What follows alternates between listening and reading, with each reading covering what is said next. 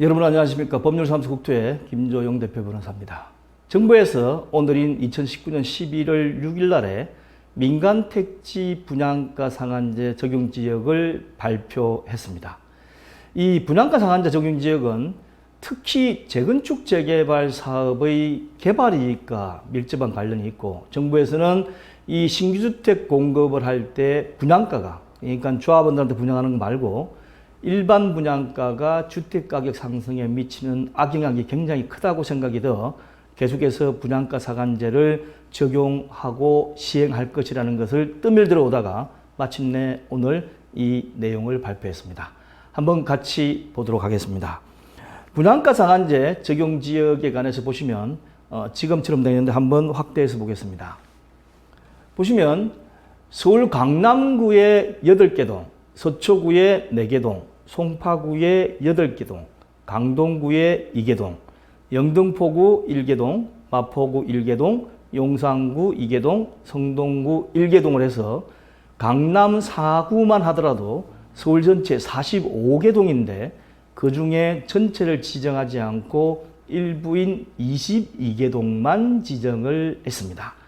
이걸 지도로서 보면 우측 아래에 보시는 것과 같은 이러이러한 부분에 있는 이 내용, 그러니까 위에 보시면 제가 동그라미 써놨는데 요거 윗부분은 빠집니다. 빠지고 요 부분에 대한 것, 요 빨간 부분에 대한 중인데 이 중에서도 약 반 정도만 이제 지정을 한 겁니다. 지금 정부에서 이렇게 지정하게 된 나름대로의 애로사항이 있겠지만, 그리고 이 반 정도 지정하고 나머지 부분은 어떻죠? 이 정도 한두 군데씩 지정을 한 겁니다. 그리고 이와 마찬가지로 예전부터 조정대상 지역이라는 것이 또 있었는데 이 조정대상 지역도 일부를 해제했습니다. 해제했는데 조정대상 지역을 알기가 상당히 힘들어요. 왜냐하면 정부에서 이번에 이 지역을 조정대상 지역으로 지정하니까 이렇게 된다라고 지정되는 것만, 또 해제할 경우에 해제되는 것만 나오지 기존에 뭐가 있었는지를 잘 찾기가 힘들었습니다.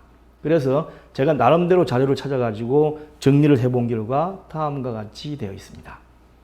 먼저 오늘 발표한 것이 조정지역 대상지역이 이제 11월 8일 금요일부터 이제 효과를 내도록 되어 있기 때문에 이전에 보면 서울 같은 경우에는 서울 25개구 전역, 그 다음에 경기 같은 경우에는 과천, 강명, 성남, 고양, 남양주시, 하남시, 구리시 쭉 이렇게 이 내용이 있고, 특히 동탄이 택지개발지구와 강교 택지개발지구라는 것이 있습니다. 이거는 이 오른쪽에 있는 이 동들이 전부가 포함되는 것이 아니고 이 동들에 지정되는 이 지구의 하나입니다.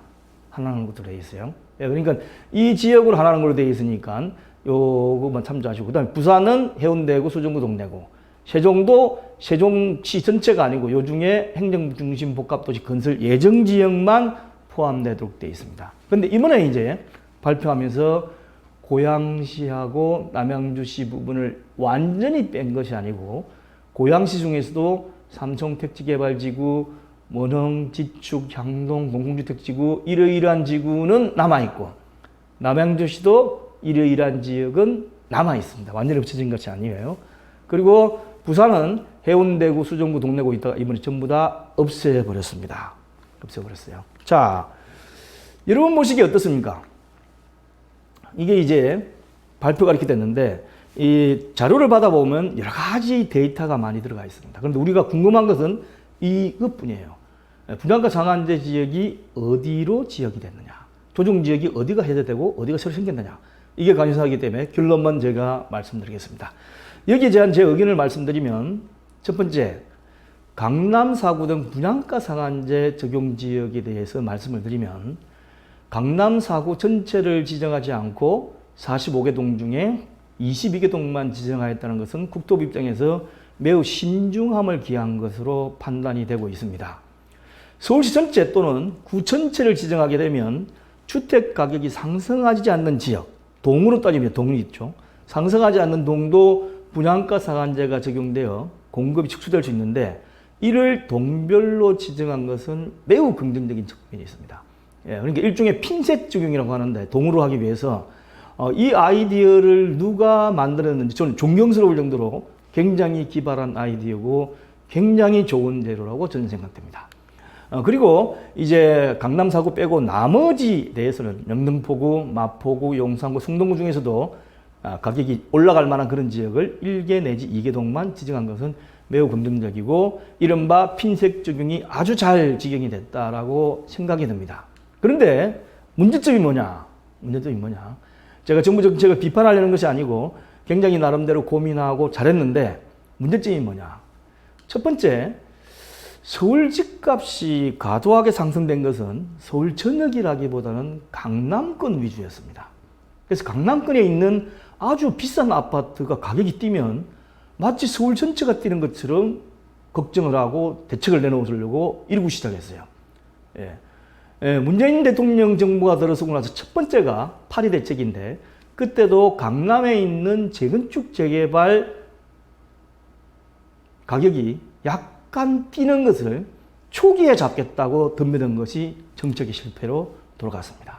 그런 것처럼 주로 강남 위주였어요. 그리고 주택 가격이 상승한 이유가 뭡니까? 향후 이 지역에 대한 주택 공급이 부족하게 될 것이라는 점이 매우 중요하게 작용했어요. 그러니까 정부가 분양가 상한제를 오늘 발표했는데 이 발표하기 전에 미리 하겠다는 얘기가 있음으로부터 이 지역은 이제 더 이상 주택이 안 나온다. 신규주택이 없으니까 이 지역이 오히려 뛴 효과가 현실적으로 나타나게 된 것입니다.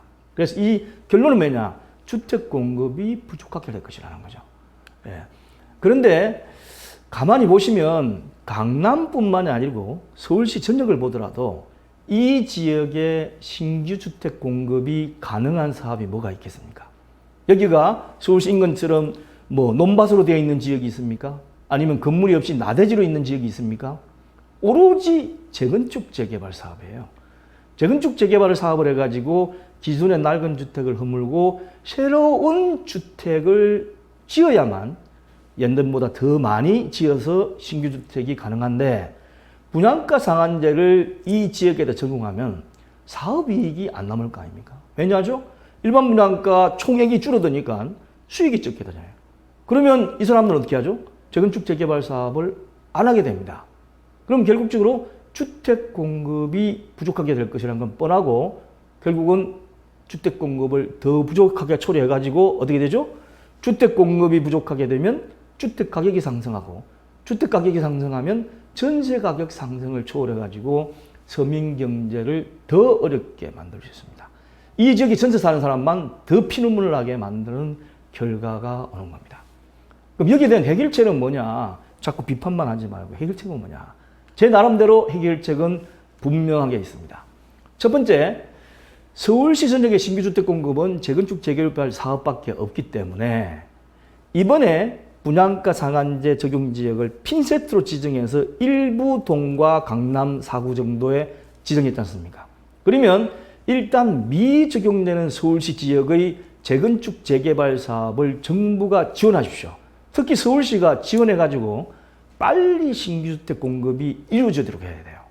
그래서 오히려 이렇게 분양가 상한제를 적용한다고 해놓고 그 다음 대책으로 서울시 지역 중 분양가 상한제가 적용되지 않는 지역에다가 정부에서 또는 서울시에서 자금을 지원하든 뭘 하든 해가지고 재건축 재개발 사업을 빨리 진행하도록 하고 재건축 재개발 사업을 진행하니까 소규모 아파트 살던 사람, 소규모 재산 가진 사람, 또 전세 살던 사람이 자꾸 밀려난다고 생각하시는데 그러지 마시고 이쪽에다가 개발 이익을 더 많이 주어가지고 조그만한 소형주택을 지어도 개발 이익이 남도록 지원을 해주면 결국은 그쪽에 있는 사람들은 재건축 재개발 사업하면서 일정 수익이 보장이 되니까 재건축 사업을 합니다.